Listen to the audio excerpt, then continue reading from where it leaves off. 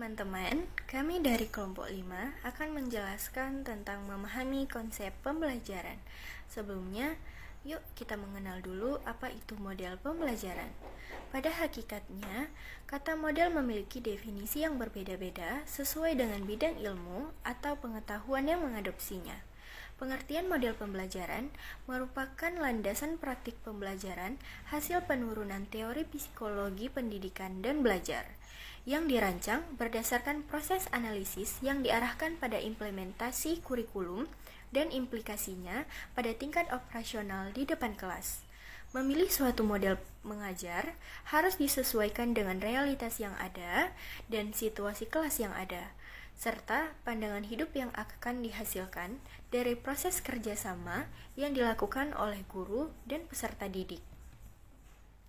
Sedangkan menurut para ahli, yaitu menurut Agus Suprijono, model pembelajaran ialah pola yang digunakan sebagai pedoman dalam merencanakan pembelajaran di kelas maupun tutorial.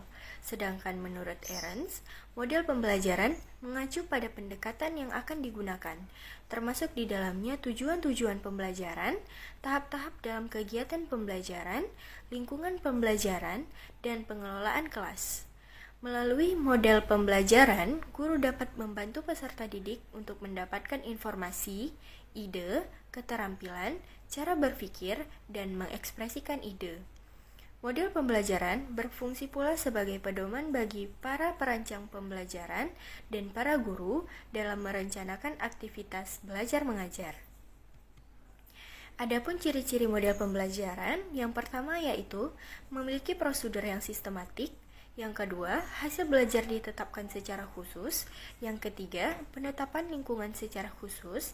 Yang keempat, ukuran keberhasilan. Dan yang kelima, interaksi dengan lingkungan. Pengertian pembelajaran langsung. Model pembelajaran langsung atau direct introduction juga dikenal dengan istilah strategi belajar, expository dan world class teaching. Pembelajaran langsung merupakan suatu model pembelajaran yang terdiri dari penjelasan guru mengenai konsep atau keterampilan baru terhadap siswa. Menurut Ahrens, dalam Triato 2009 adalah suatu model pembelajaran dirancang khusus untuk menunjang proses belajar siswa yang berkaitan dengan pengetahuan deklaratif dan pengetahuan prosedural yang terstruktur dengan baik, dapat diajarkan dengan pola kegiatan yang bertahap selangkah demi selangkah. Model pengajaran langsung dilandasi oleh teori belajar perilaku yang berpandangan bahwa belajar bergantung pada pengalaman, termasuk pemberian umpan balik. 1. Penerapan teori perilaku dalam belajar adalah pemberian penguatan. Umpan balik kepada siswa dalam pembelajaran merupakan penguatan yang merupakan penerapan teori perilaku tersebut. Langkah-langkah pembelajaran langsung. Pertama, menginformasikan tujuan pembelajaran dan orientasi pembelajaran kepada siswa. Kedua, mereview pengetahuan dan keterampilan prasyarat. Ketiga, menyampaikan materi pembelajaran. Keempat, melaksanakan bimbingan. Kelima, memberikan kesempatan kepada siswa untuk berlatih.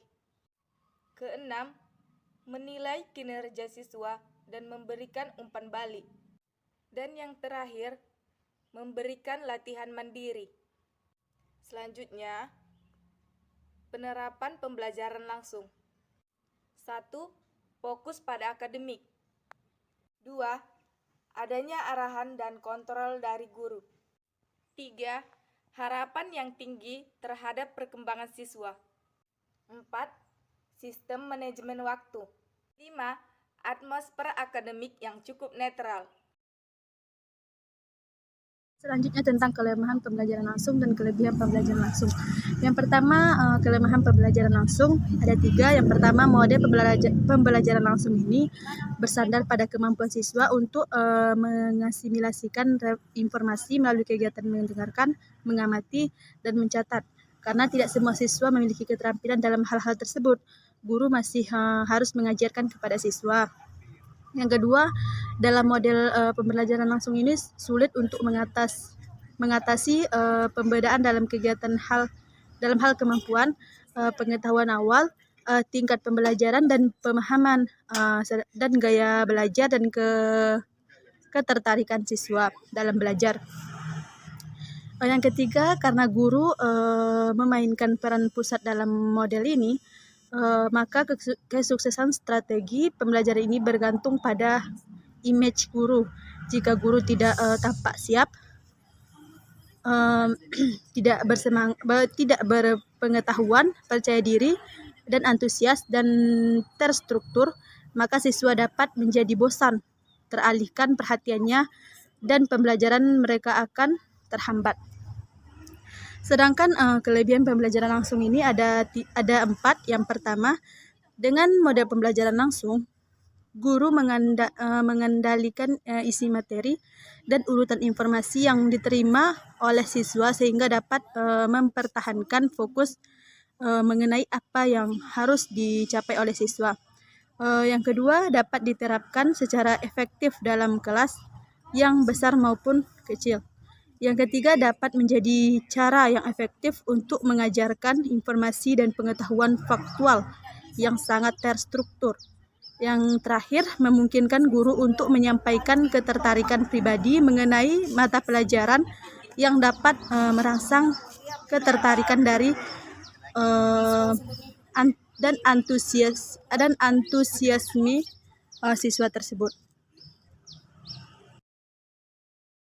Saya akan melanjutkan penjelasan dari teman saya, yaitu pembahasan selanjutnya, yaitu tentang definisi pembelajaran kontekstual. Nah, apa sih definisi pembelajaran kontekstual ini? Pembelajaran kontekstual merupakan suatu konsepsi yang membantu guru mengaitkan antara konten mata pelajaran dengan situasi dunia nyata dan memotivasi siswa untuk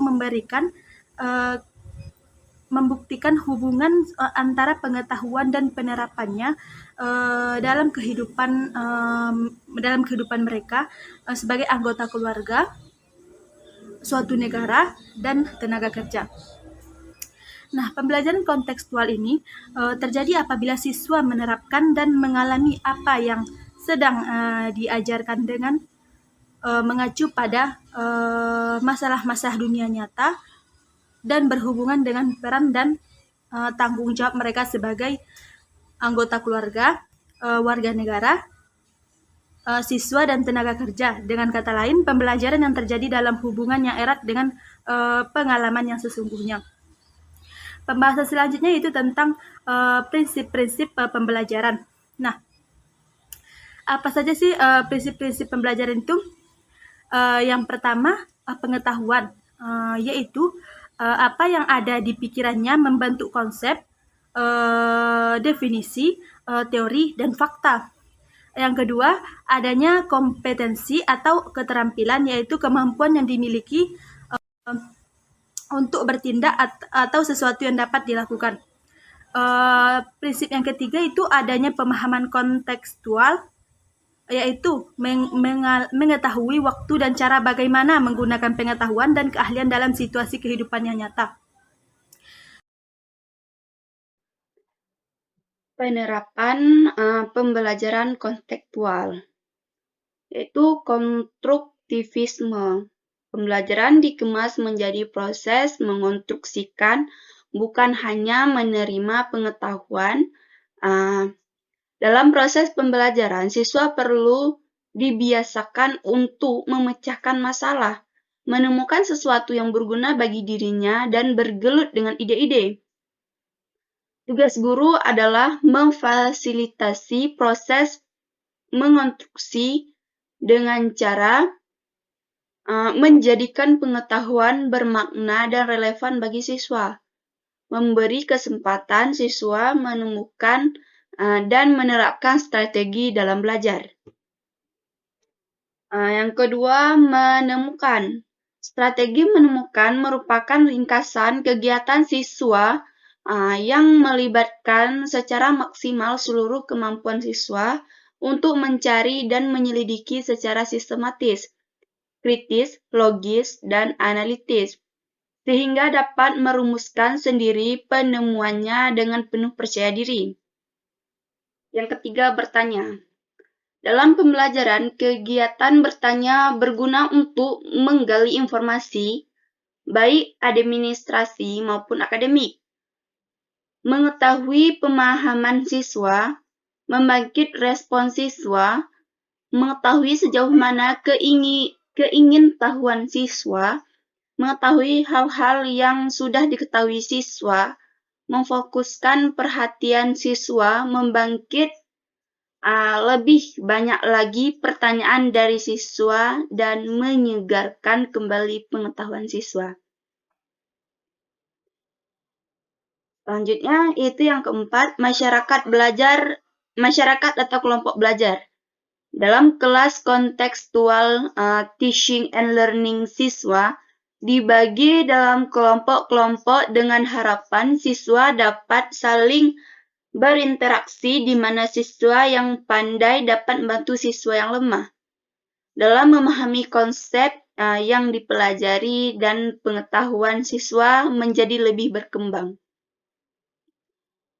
Yang kelima yaitu pemodelan atau modeling. Guru membuat suatu model sebagai contoh agar siswa dapat meniru, menelusuri, dan menggunakan objek yang dijadikan model pembelajaran kontekstual. Misalnya, guru membuat beberapa contoh soal penyelesaiannya, sehingga siswa dapat menirunya. Atau guru membuat alat peraga untuk dimanipulasi oleh siswa. Yang keenam yaitu refleksi. Refleksi adalah cara berpikir tentang apa yang baru dipelajari, merenungkan apa yang telah dilakukan, dan mengevaluasinya. Refleksi juga dapat dikatakan respon terhadap kejadian, aktivitas, atau pengetahuan yang baru diterima.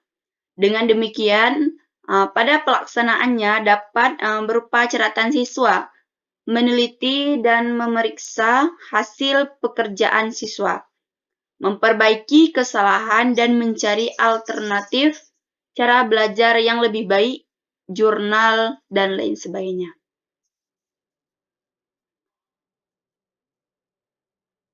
Yang ketujuh yaitu penilaian autentik. Adalah proses pengumpulan data yang bisa memberikan gambaran perkembangan belajar siswa. Gambaran perkembangan belajar siswa perlu diketahui guru agar bisa memastikan bahwa siswa mengalami proses pembelajaran dengan benar. Data yang dikumpulkan harus diperoleh dari kegiatan nyata yang dikerjakan siswa pada saat melakukan proses pembelajarannya. Selanjutnya, langkah-langkah pelaksanaan pembelajaran kontekstual. 1. Mengembangkan pemikiran bahwa siswa akan belajar lebih bermakna dengan cara bekerja sendiri, menentukan sendiri, dan mengonstruksikan sendiri pengetahuan dan keterampilan barunya. Yang kedua, melaksanakan sejauh mungkin kegiatan inquiry untuk semua pokok bahasan. Yang ketiga, mengembangkan sikap ingin tahu siswa dengan bertanya. Yang keempat, menciptakan masyarakat belajar. Yang kelima, menghadirkan model sebagai contoh pembelajaran. Yang keenam, melakukan refleksi di akhir pertemuan. Yang ketujuh, melakukan penilaian yang sebenarnya dengan berbagai cara. Selanjutnya, kelemahan pembelajaran kontekstual. Yang pertama, membutuhkan waktu lama dalam melaksanakannya. Yang kedua, membutuhkan banyak biaya. Selanjutnya, juga ada kelebihan pembelajaran kontekstual. Yang pertama, peserta didik mampu menghubungkan teori dengan kondisi di lapangan yang sebenarnya.